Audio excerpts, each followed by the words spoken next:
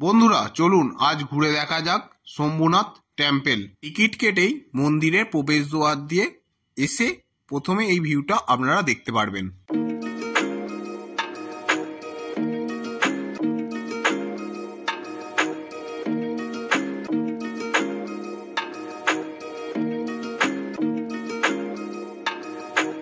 আমরা এবার right side দিয়ে সিঁড়ি দিয়ে উপর দিকে উঠতে লাগলাম। সিঁড়ি দিয়ে ওপরে উঠতে উঠতে কিছুটা অন্তর অন্তর এরকম ছোট ছোট মন্দিরের মতো করা আছে। এর পাশেই দেখতে পেলাম ধ্যানমগ্ন বুদ্ধ স্ট্যাচু।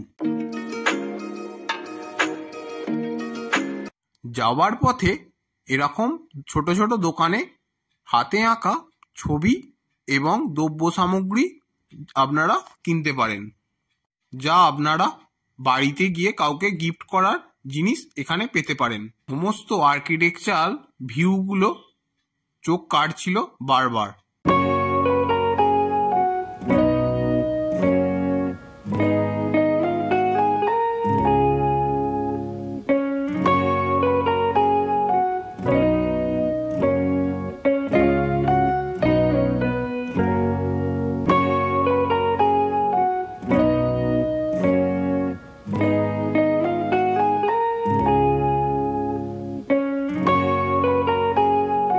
এটিই হলো মেন মন্দির।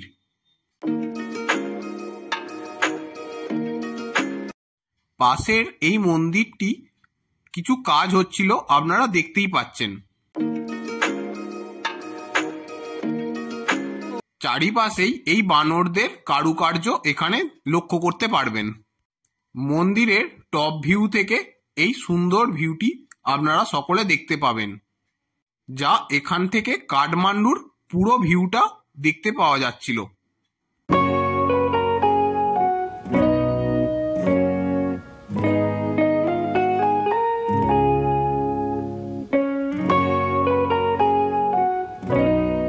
মেন মন্দিরের চারিপাশে প্রচন্ড ভিড় ছিল, যা আপনারা লক্ষ্য করতে পারবেন।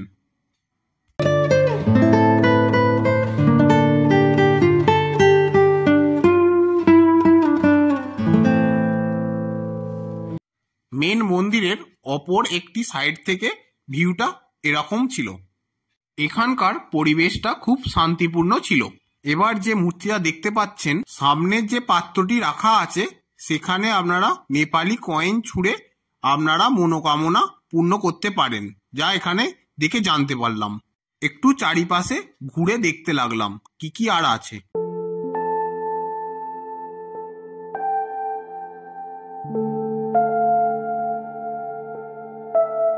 এটি মা সরস্বতী মার মন্দির। পুরো ভিডিওটা দেখার জন্য ধন্যবাদ। নেক্সট ভিডিওটা খুব তাড়াতাড়ি আসছে।